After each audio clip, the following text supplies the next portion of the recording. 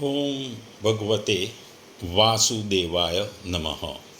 ભાગવત કથા સ્કંદ 3 એનો બીજો અધ્યાય એટલે કે ઉદ્ધવજીએ જ્યારે ભગવાનની બાળ લીલાઓનું વર્ણન કર્યું હતું.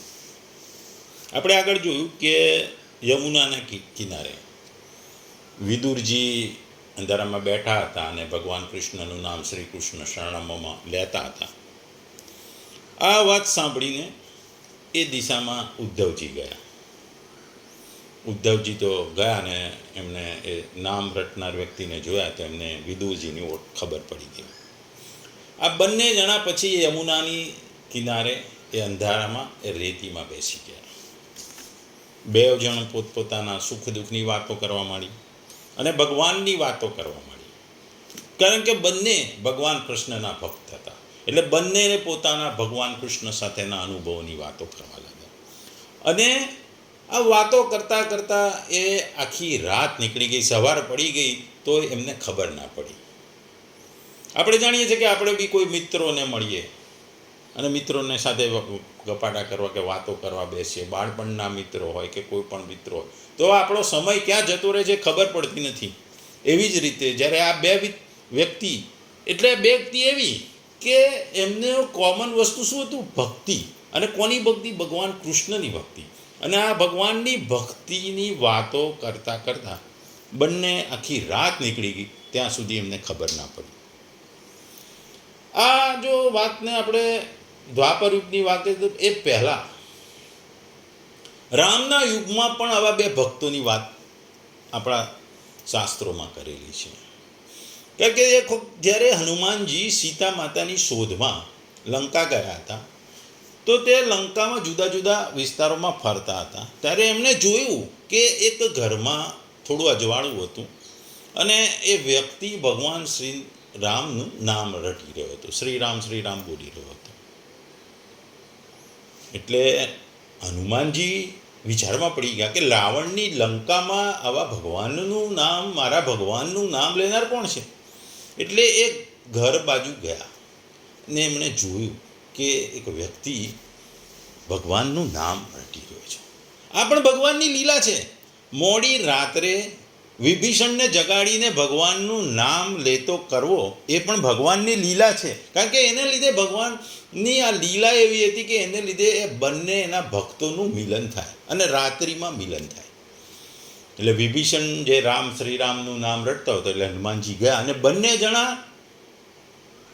રામના ભક્ત હતા. આ બંને જણા એકબીજાને ભેટી પડ્યા અને અશ્રુની ધારા વહી ગઈ બંને, અને બંને જણા શ્રી રામની વાતો કરવા લાગ્યા. અને બંને જણા રાત્રે આ રામના નામની વાતો અને રામની લીલાઓની વાતો કરતાં એમને પણ સવાર પડી ગઈ. અને એ જ વસ્તુ અહીંયા ઉદ્ધવજીને વિદુરજીના મિલનમાં થાય છે કે બંને પેલા રામના ભક્ત હતા વિભીષણ અને હનુમાનજી, અહીં વિદુરજીને ઉદ્ધવજી કૃષ્ણના ભક્ત હતા. એટલે આપણે તો જે મિત્રોના મિલન હોય છે, પણ અહીંયા ભક્તોના મિલનની જે વાત કરી છે એ ખૂબ જ મહત્ત્વની છે. ને એ આપણા હિન્દુ શાસ્ત્રમાં જ ભક્તોના મિલનની આવી અદ્ભુત વાતો ને જે એનું પ્રસંગ છે એની જે વાતો આપણે ખાલી હિન્દુ શાસ્ત્રોમાં જ કરી છે, બીજા કોઈ ધર્મમાં કે બીજા કોઈ પંથમાં ભક્તોના મિલનની વાત કરતા નથી. ભગવાન કહે છે કે હું મારા ભક્તો પણ મારા માટે મહાન છે ને એમના મિલનની ઘટના એ પણ અલૌકિક છે, એ પણ જોવા જેવી છે, એ ભગવાન બતાવે છે. એટલે કે વિભીષણ ને હનુમાનજીનું મિલન હોય કે વિદુરજીનું કે ઉદ્ધવજીનું મિલન હોય. એટલે જ્યારે ઉદ્ધવજી ને વિદુરજી બેસીને વાતો કરતા હોય છે, ભગવાનનું એ બંનેને સ્મરણ થાય છે, ભગવાનની વાતો એમના મનમાં સ્ફુરે છે, ભગવાનની લીલાઓ એમના મનમાં યાદ આવે છે. એટલે આ લીલાઓ ને ભગવાનને યાદ કરે છે એટલે એમના મનમાં એટલી બધી વાતો આવી જાય છે, એ એટલા બધા અભિભૂત થઈ જાય છે, એટલા બધા ગળગળા થઈ જાય છે કે એ બોલી શકતા નથી. એમના બંનેના આંખમાંથી અશ્રુની ધારા વહેવા માંડે છે. આ અશ્રુની ધારા જે ભક્તિની એક નિશાની છે કે ભગવાનને, પોતાના ભગવાનને યાદ કરતા ભક્તના આંખમાં આંસુ આવે. એ માત્ર હિન્દુ શાસ્ત્રોમાં જ બતાવ્યું છે, બીજા કોઈ ધર્મોમાં આવું છે જ નહીં, આવું વર્ણન છે જ નહીં અને હશે પણ નહીં. અને વિદુરજી સાંભળતા હોય છે ઉદ્ધવજીની વાતો, ને ઉદ્ધવજીના આંખમાંથી આંસુ આવે છે, બંનેના આંખમાં ધીરે ધીરે આંસુ આવે છે, ગળામાં ડૂમો બાંધી જાય છે ઉદ્ધવજીના, બોલી શકતા નહીં. થોડી ક્ષણમાં એમને મનમાં ભગવાન કૃષ્ણ સાથે વિતાવેલા એમના દિવસો એમને યાદ આવે છે, એમની બાળ લીલાઓ એમના મગજમાં યાદ આવે છે. ધીરે ધીરે એ આંખમાંથી આંસુ વહેતા હોય છે ને લૂછે છે. ધીરે ધીરે એ સ્વસ્થ થાય છે અને સ્વસ્થ થઈ અને વિદુરજી જોડે વાતો કરવા માંડે છે. અને વિદુરજીને કહે છે કે ભાઈ, મને ભગવાન કૃષ્ણે કેદારનાથ જવાની વાત કરી છે, એટલે હું કેદાર તરફ જઈ રહ્યો છું. અહીંયા યમુનાના કિનારે તમને ભગવાનનું નામ લેતા જોયા, એટલે હું તમારી પાસે આવ્યો છું. પછી વિદુરજી બોલે છે કે શ્રી કૃષ્ણ રૂપી સૂર્યના અસ્ત થવાથી અમારા ઘરોને કાળ રૂપી અજગર ઘડી ગયો છે. તે શ્રીહીન થઈ ગયા છે. હવે એમના ક્ષેમ કુશળની વાતો હું તમને શું સંભળાવું? આ મનુષ્ય લોક અભાગ્યો છે. એમાં યાદવો તો ખાસ કરીને ભાગ્યવિહીન છે, જેમણે નિરંતર કૃષ્ણ સાથે રહેવા છતાં તેમને એવો ઓળખી શક્યા નહીં. જેવી રીતે અમૃતમય ચંદ્રમાના સમુદ્રમાં રહેવા છતાં માછલીઓ તેમને ઓળખી શકતી નથી. આપણે જોઈએ છે કે સમુદ્રમાં જે ચંદ્રમાનો જે પ્રકાશ પડે છે એને ચંદ્ર તરીકેની એક પશુ તરીકે માછલીઓ જોઈતા હોય છે. માછલીઓને એને ચંદ્રની શીતળતાની વાત ખબર નથી હોતી, કે ચંદ્રનું શું મહત્વ છે એની ખબર. એ પડછાયાને એક પશુ તરીકે માછલીઓ જોતી હોય છે. એમ અહીં ભગવાનને પણ લોકો ઓળખી શકતા નહીં. ભગવાનને એક વ્યક્તિ તરીકે ઓળખ્યા, ભગવાન તરીકે ના ઓળખ્યા. એ પણ યાદવોની અને એ વખતના લોકોની ભૂલ હતી. એટલે જ કહે છે કે અમૃતમય ચંદ્રમાના સમુદ્રમાં રહેવા છતાં માછલીઓ એમને ઓળખી શકતી નથી. એમ પૃથ્વી પર ભગવાન રહ્યા છતાં તેમને લોકો ઓળખી શક્યા નહીં. સંકેતને પારખનાર બુદ્ધિમાન યાદવો ભગવાનની સાથે રહેતા, ભગવાનના ભક્ત પણ હતા. શ્રી કૃષ્ણને તેમના પ્રમુખ અને સર્વભૂતોના નિવાસ કરનાર પરમાત્મા પણ માનતા હતા. અસતના ઉપાસક અને માયાથી મોહિત થયેલા શિશુપાલ જેવા રાજાઓ દ્વારા શ્રી કૃષ્ણની વિરુદ્ધમાં કહેવાયેલા નિંદાસૂચક વચનો સાંભળીને ભગવત પરાયણ યાદવો બ્રહ્મા પણ નહોતા પડતા. જેમણે ક્યારે તપ કર્યું નથી તેવા લોકોને પણ આટલા દિવસો સુધી એમણે દર્શન આપ્યા. એમની દર્શન લાલસાને તૃપ્ત કરી. એ ભગવાન કૃષ્ણ પોતાનો ત્રિભુવન મોહન શ્રી વિગ્રહ દેખાડીને અંતર્ધાન થઈ ગયા છે. એમણે એમ કરીને તેમણે જાણે તેમના નેત્ર છીનવી લીધા છે.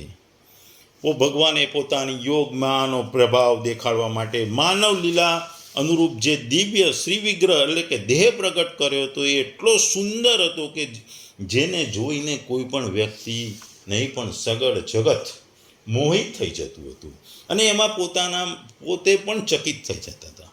સૌભાગ્ય અને સૌંદર્યની પરાકાષ્ઠા હતી તે રૂપમાં.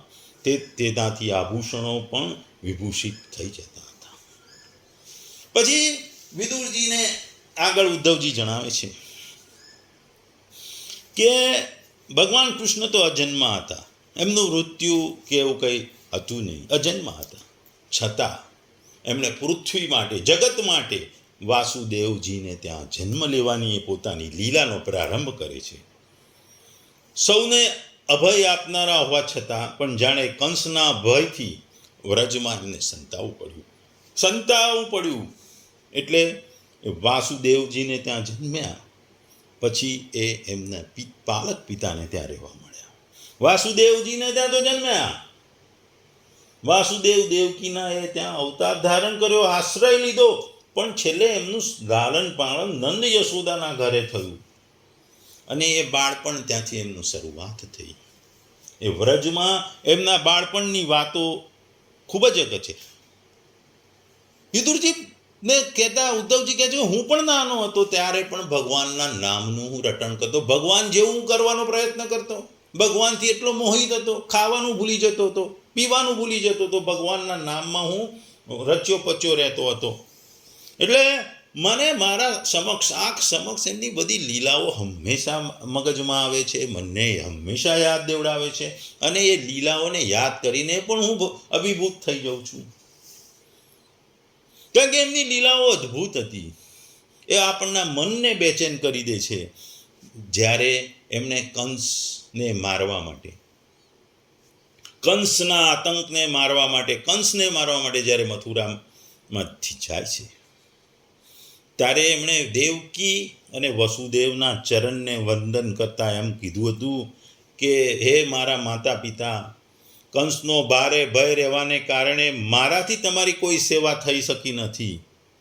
તમે આ મારો અપરાધને ધ્યાનમાં ના લેતા અને મને આશીર્વાદ આપજો અને મારા પર પ્રસન્ન થતો. આ વસ્તુ જણાવે છે કે ભગવાન પોતે જ્યારે બાળપણમાં હતા એમને માતા પિતાની સેવા ન કરી શક્યા. એમનું મનમાં રંજ હતું, કારણ કે રંજનું કારણ કંસનો આતંક હતો, કંસનો ભય હતો, અને એ પોતે સ્વીકારે છે. એ ભગવાનની આ ભોળપણ છે. એ પોતે પોતાના મા બાપને કહે છે કે હું તમારી સેવા નથી કરી શક્યો. અને આજના જમાનામાં ઘરડા મા બાપને ઘરડા ઘરમાં મૂકી આપવામાં આવે છે. ઘરડા મા બાપને ઘરડા ઘરમાં મૂકવાની આજે તો પ્રથા ચાલી છે. રાખવાની તો વાત જુદી રહી. જ્યાં સુધી આજના જમાનામાં માતા પિતા પૈસા આપતા હોય ત્યાં સુધી એમને સારી રીતે રાખે, નહીં તો પછી એમનું ઘર લખાઈ લે, એમને કાઢી મૂકે, એમની સંપત્તિ ઉઠાઈ લે, સંપત્તિ પર જપ્તો કરી દે અને પછી એમને તગેડી અને ઘરડા ઘરમાં મૂકી દે છે. એ આ કળિયુગની નિશાની છે. અને દ્વાપર યુગમાં ભગવાન કૃષ્ણ પોતે કહે છે કે હું ભગવાન પોતે બોલે છે કે હે માતા પિતા, હે દેવકી ને વાસુદેવ, હું તમારો પુત્ર હોવા છતાં હું તમારી સેવા ના કરી શકું, એટલે તમે મને માફ કરજો. માફ તો કરજો, પણ મને આશીર્વાદ પણ આપજો. મને મારી ભૂલની પસ્તાવો છે, પણ છતાંય મારા પર પ્રસન્ન થજો. ભગવાનની આ તો અવગિત વાત છે. ભગવાનને ગાયો અને વાછરડા પ્રત્યે જે અદ્ભુત પ્રેમ હતો, નંદના વ્રજમાં તેમણે બાળ લીલાઓ કરી હતી, એનું સ્મરણ કરતાં કરતાં ઉદ્ધવજી કહે છે કે મારું હૃદય ભરાઈ આવે છે. પ્રભુ પોતાના હાથે ગાયો અને વાછરડાઓને ખવડાવે છે, તેમની ચાકરી કરે છે, તેમને નામ લઈને બોલાવે છે, અને જરૂર પડે તો મધુર વાંસળી સંભળાવે છે. એટલે એમની વાંસળીના સુરોથી ભગવાન એમના પશુઓની સાથે પણ રમત રમે છે, એમની જોડે ખેલ કરે છે. ભગવાનની આ તો અદ્ભુત લીલાઓ છે, બાળપણની અદ્ભુત લીલાઓ છે. જેમણે કાળ રૂપ પોતાના ભૃકિટ વિલાસથી પૃથ્વીનો સગળો ભાર ઉતારી લીધો છે, તે કૃષ્ણના પાદ પદ્મ પરાગનું સેવન કરનાર એવો કયો મનુષ્ય હશે જેની એની બાળ લીલાઓને ભૂલી જાય. તમે બધાએ રાસ સૂર્યયજ્ઞ પ્રસંગે પ્રત્યક્ષ જોયું હતું કે શ્રી કૃષ્ણ સાથે દ્વેષ કરનાર શિશુપાલને એવી સિદ્ધિ મળી ગઈ કે જેને પામવા મોટા મોટા યોગીઓ સમ્યકપણે યોગ સાધના કરીને પૂરા કરતા રહે છે, તેમનો વિરહ ભલા કોણ સહી શકે. મહાભારતના યુદ્ધમાં શિશુપાલની જેમ બીજા યોદ્ધાઓને પોતાની આંખોથી ભગવાન શ્રી કૃષ્ણના નયનાભિરામ મુખ કમળ મકરંદનું પાન કરતા કરતા અર્જુનના બાણોથી વિધાય પ્રાણ ત્યાગ કર્યો. એ તમામ ભગવાનના પરમધામને પાયા. આપણે જાણીએ છીએ કે ભગવાન ખુદ ત્રણેય લોકોના સ્વામી છે, અધીશ્વર છે. તેમના જેવું કોઈ પણ નથી, તેમનાથી ચડિયાતી તો કોઈ છે જ નહીં. તેઓ પોતાના સ્વયં સિદ્ધ ઐશ્વર્યથી જ હંમેશા પૂર્ણ કામ છે. એ હંમેશા ઇન્દ્ર વગેરે અસંખ્ય લોકપાલો અનેક પ્રકારની ભેટો લાવીને પોતાના મુગટના અગ્રભાગથી તેમના ચરણ કમળ મૂકવાની પીઠિકાને પ્રમાણ કરતા રહે છે. ભગવાન કહે છે આગળ કે ઉદ્ધવજી વિદુરજીને કહે છે કે ભગવાનની બાળ લીલામાં એક પ્રસંગ છે, અને એ પ્રસંગ છે પૂતના. એ પાપીણી પૂતના કૃષ્ણને મારવા માટે આવે છે. પાપીણી પૂતના એક સુંદર સ્ત્રીનો વેશ લઈને આવે છે. એની દાનત હોય છે કે કૃષ્ણને હું મારી નાખવાનું. એટલે મારી નાખવા માટે સ્તનપાન કરાવવા માંગે છે. આ સ્તનપાન કરાવવા જ્યારે જાય છે પૂતના, ત્યારે પૂતના પોતે મૃત્યુ પામે છે, અને ભગવાન તેને પરમ ગતિ આપે છે. આવું એને પરમ ગતિ આપનાર ભગવાન સિવાય બીજું કોણ કરી શકે. કોઈ ભેરભાવ નહીં.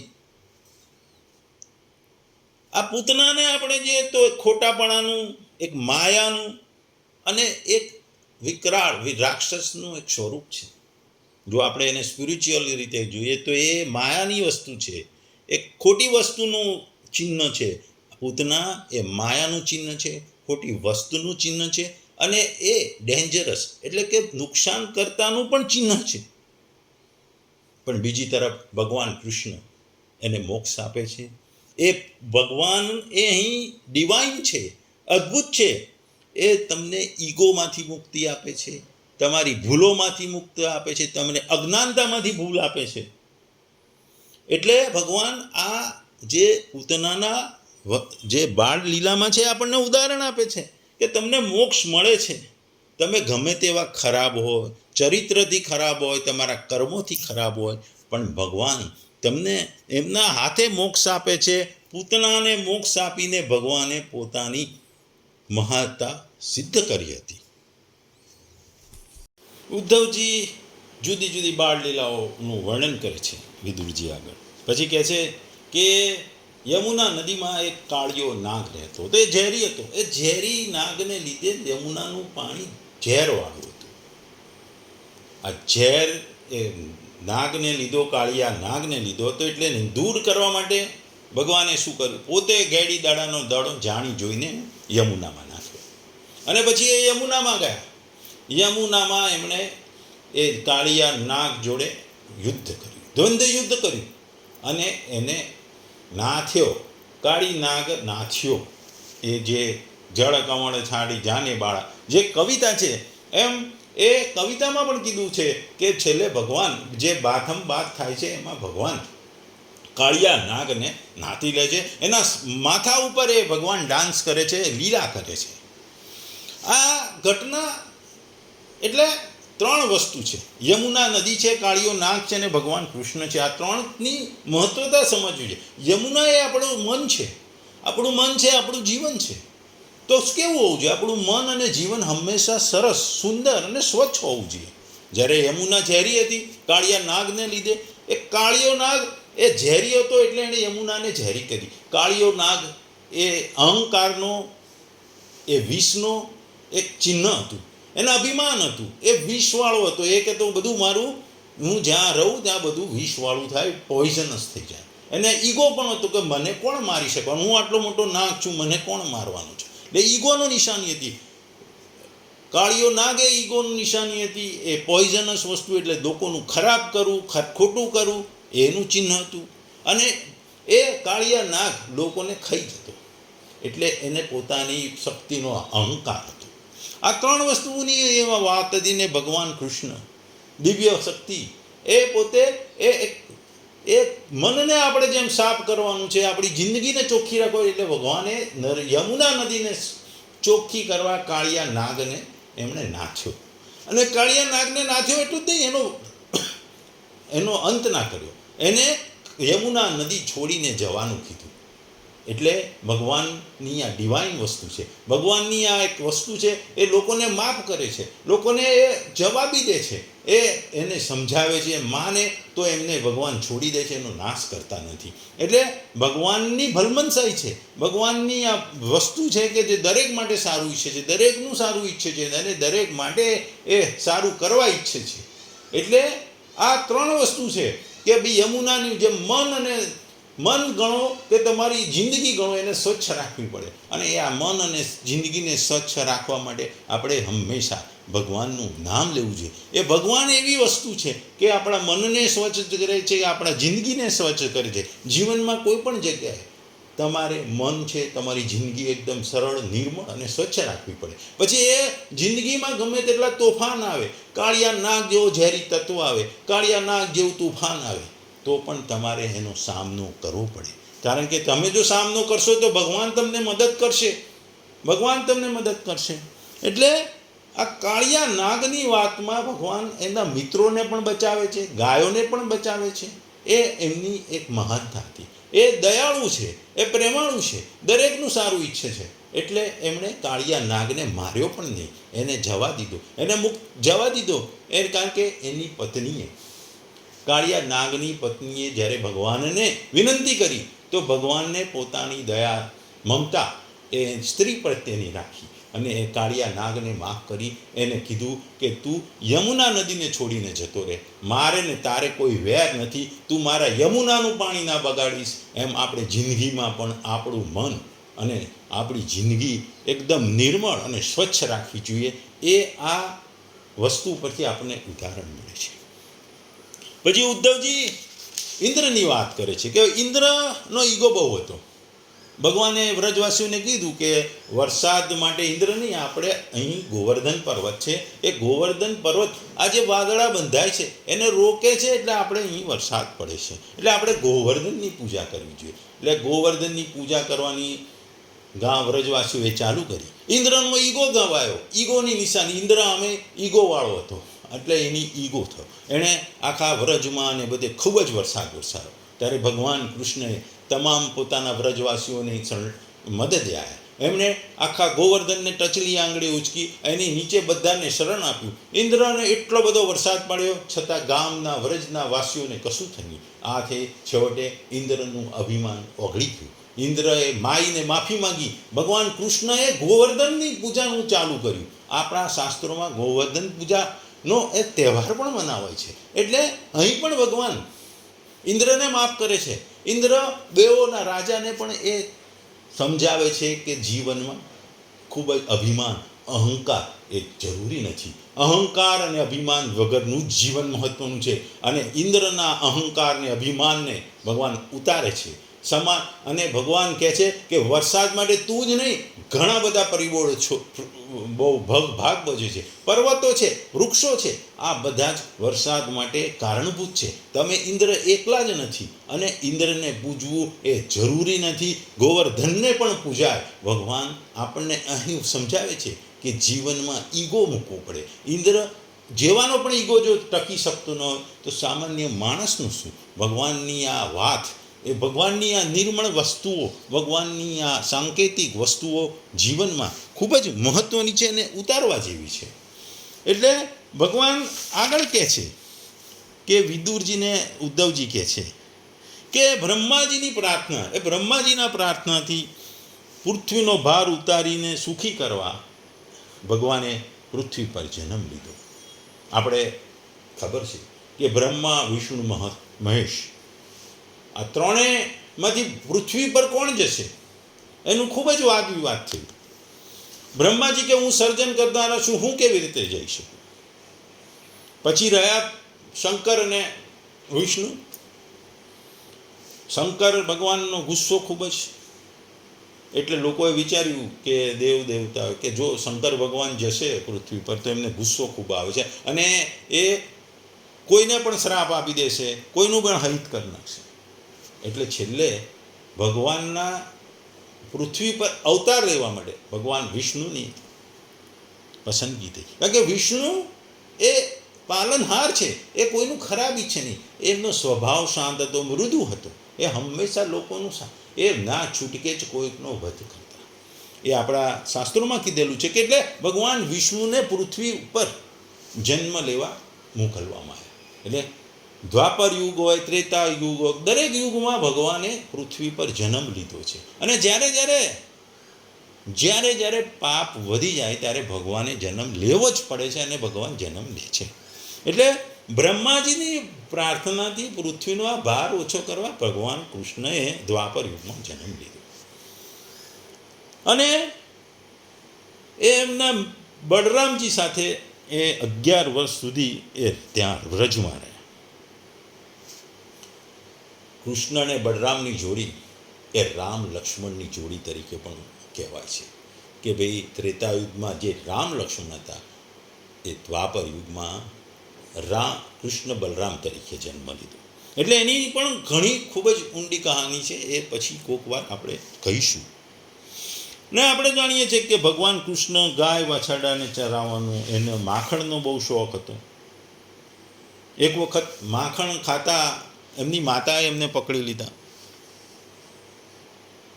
એટલે ભગવાન હતા, બાળ લીલાઓ કરતા છતાંય માતા આગળ ખાતા માખણ ચોરીને ખાતા પકડાઈ ગયા. એ ધારે તો ના પકડાત. માતાએ એમને બાંધી પણ દીધા અને પોતે બંધાઈ ગયા. ભગવાન જેવો ભગવાન માતાની આજ્ઞાથી એ દોરડાથી બંધાઈ ગયો. નહીં તો ભગવાનને બાંધે એવું કોણ? પણ કહે છે કે માતાને માને છે, માતાના પ્રેમથી એ તે થાંભલા જોડે બંધાઈ ગયા. આ ભગવાનની એક મહાનતા છે, ભગવાનની માતૃ પ્રત્યેનો પ્રેમ છે કે એમની માતાનું પણ એમને આજ્ઞાનું પાલન કર્યું અને એ એમની માતાએ એમને જ્યારે દોરડાથી થાંભલા જોડે બાંધ્યા તો એ બંધાઈ ગયા. પછી જ્યારે એમને માતાએ ચેક કરવા મોઢું ખોલવાનું કીધું તો એમણે મોઢું ખોલ્યું તો ભગવાનના મુખમાં સમગ્ર બ્રહ્માંડ દેખાયું. સમગ્ર બ્રહ્માંડ દેખાયું એટલે માતા કશું બોલી ન શકી, પણ આ વસ્તુ પણ માતાને લાંબા સમય ના યાદ રહી. ભગવાન એ લીલા કરી કે માતાને પોતે કોણ છે એ બતાવ્યું, પણ એ વસ્તુ યાદ ના રહી. માતા જ્યારે કોઈ પણ વખતે એમને કોઈ પણ જગ્યાએ એમને એવું ભાન ના કરાયું કે આ બાળક એ ભગવાન છે. એટલે ભગવાને પોતાની લીલાઓ બાળ સ્વરૂપે જે કરી એ માતા પિતાના આદેશને પ્રમાણે જ કરી, પણ એમણે કોઈ વખત પોતાના અભિમાન બતાવ્યું નહીં કે હું ભગવાન છું, તું કોણ, તું મારી માતા, પાલક માતા છે, એવું કોઈ જગ્યાએ એમણે એવું ભાન કરાવ્યું નહીં. ને આજકાલના જમાનામાં તો માતા પિતાને કોઈ ગણતું નથી. માતા પિતાને સ્વાર્થ પતે એટલે તું કોણ ને હું, તમે મારા માતા ને તમે પિતા કોણ. જ્યારે ભગવાન જેવો ભગવાન માતાના આદેશથી બંધાય છે તો એ આજના જમાનામાં શક્ય છે ખરું? પછી ઉદ્ધવજી કહે છે કે કેટલાય રાક્ષસોને મોકલ્યા, પણ ભગવાને એમની શક્તિથી એ તમામ રાક્ષસોનો નાશ કર્યો. એક રમકડાને તોડે એમણે ભગવાને નાશ કર્યો. ભગવાન કૃષ્ણે વૃદ્ધિ પામેલા ધનનો સદવ્યય કરાવવાની ઈચ્છાથી નંદ બાપા પાસે કેટલાય બ્રાહ્મણો દ્વારા ગોવર્ધન પૂજા, ગોયજ્ઞ પણ કરાવ્યા. અને આખા સંધ્યા વેળાએ જ્યારે આખા વૃંદાવનમાં શરદના ચંદ્રમાની ચાંદની છવાઈ જાય ત્યારે ભગવાન તે ચંદ્રમાનું સન્માન કરતાં કરતાં મધુર ગાન કરતા અને ગોપ મંડળીઓની શોભા બતાવતા અને તેમની સાથે રાસલીલા કરતા. આ રાસલીલા એ ભગવાન અને એના ભક્ત એટલે કે ગોપીઓની વચ્ચેના પ્રેમનું અતૂટ નિશાની છે. એ પ્રેમનું આકર્ષણ છે. રાસલીલા એ સિમ્બોલ છે, પણ ખરેખર એ રાસલીલા રમવાનું પાછળનું કારણ એ અતૂટ ભક્તિ પ્રેમ છે. ગોપીઓનો ભગવાન કૃષ્ણ પ્રત્યેનો અતૂટ પ્રેમ છે અને આ અતૂટ પ્રેમને દર્શાવવા માટે રાસલીલા કરે છે. ભગવાન કૃષ્ણ એ રાસલીલા કરે છે, એ સિમ્બોલિક વસ્તુ છે. ભક્ત પ્રત્યેનો પ્રેમ, ભક્ત અને ભગવાન વચ્ચેના સંબંધો માટે ભગવાન અહીં રાસલીલાને માધ્યમ બનાવ્યું છે.